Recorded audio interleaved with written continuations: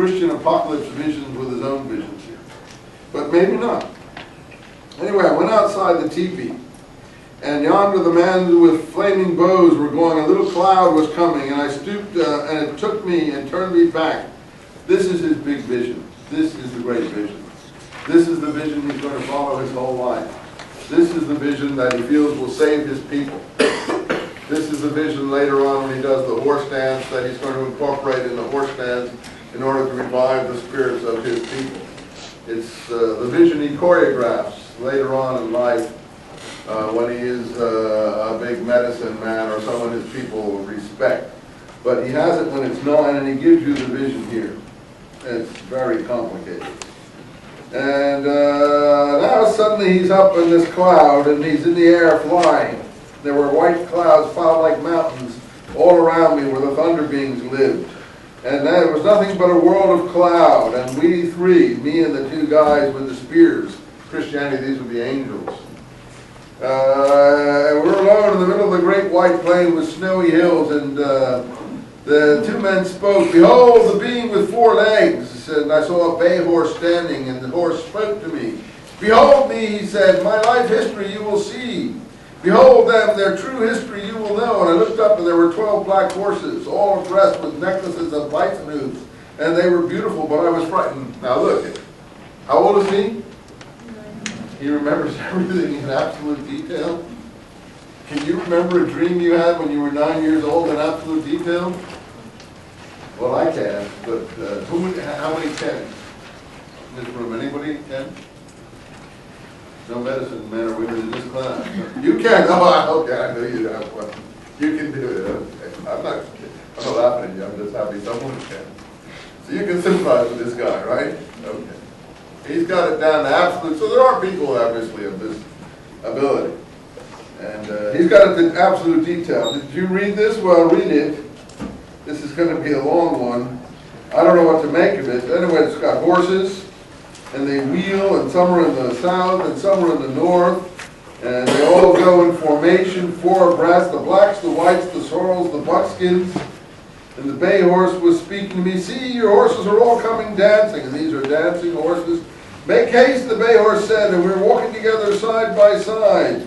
And I looked at once again, and suddenly the dancing horses with that number charged into animals of every kind. Again, it sounds a lot like Daniel and the Revelation type of visions, and I'm not sure how much he thinks he had and how much he did have. And he goes into the land where the grandfathers live. And there were about 6, and they all looked older than men can ever be, old like hills, like stars.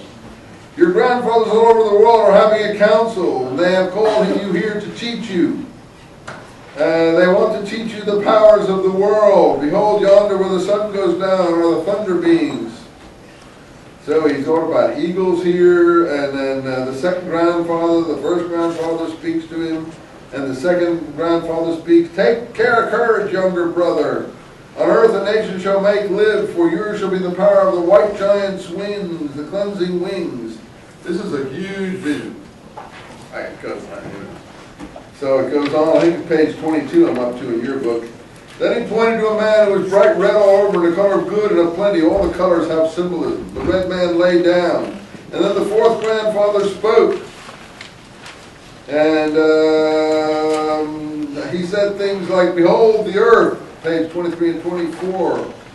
The red road goes as the road of the good. The black road goes where the thunder beings live, to where the sun continually shines, a road of troubles and war, and so on.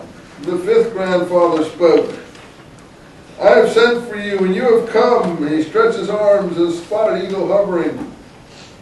Well, this goes on, and finally, jeepers. I don't know. It goes on for many pages. I haven't even got to the end of this thing, and it's about 10 more pages, right? And he's got songs here that he remembers. So he gives you the whole vision. Well, I got to skip along because we got to hurry here.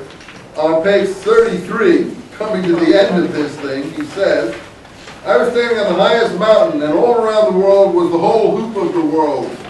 The sacred circle that he keeps talking about. The circle for him is the sacred shape. I saw the sacred hoop of my people was one of many hopes that made one circle, made as daylight. For him, the story of this whole book is breaking the sacred hoop, the sacred circle, and what his dances are about is putting the sacred circle back together again. And in the center grew one mighty flowering tree, the one that white buffalo woman seems to have seen, and all the children, one mother and one father. And I saw it was holy. Let's see here now. Oh, by the way, I have a footnote here about this Haney Peak. That his vision was on this Harney Peak in the Black Hills. I think that's the peak I saw in that movie, what I told you about, Rockabilly Highway. That's the peak they were going to in that movie to do their sacred stuff, up on that peak. In any case, the vision goes on, some explanation goes on, and they call out, he has triumphed, and then the oldest of them said, grandson, all over the universe you have seen. Now you shall go back with the power to place from whence you came, and it shall happen yonder the 100 shall be sacred, 100 shall be flames. We get some more songs here. And finally, last song on 36, with a visible face I appearing in a sacred manner I appear. You obviously have the music to all this. When the singing stopped, I was feeling lost and very sick. Then a voice said, look back. It was a spotted eagle. It was hovering over me, and looked to where the flaming rainbow teepee built the roof with a cloud had bid us only the tall rock mountain at the center of the world. And I was all alone on a broad plain now. And I was coming towards my village, and I could see my people's village far ahead, and I walked fast, for I was homesick now. I wanted to go to my mummy, and I saw my own teepee, and inside I saw my mother and my father bending over a little sick boy, and that boy was myself. And as I entered the teepee, someone was saying, the boy is coming too, you better give him some water. And the next thing I knew, I was sitting up, and I was sad, because my mommy and daddy didn't seem to know I had been so far away. That's a great vision, don't you think? I don't have any idea what it all means.